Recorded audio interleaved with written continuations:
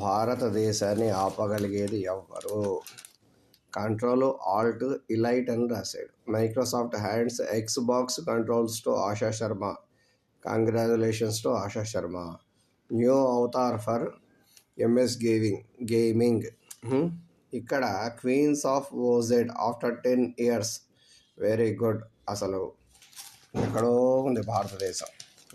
చాలా పైకి వెళ్ళిపోతుంది. నిజంగా పైకి వెళ్ళడం అంటే ఏంటి? Delhi declaration, 86 nations back India's AI for all push.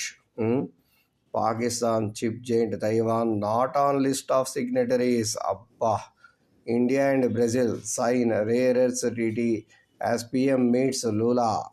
Will study tariff impact.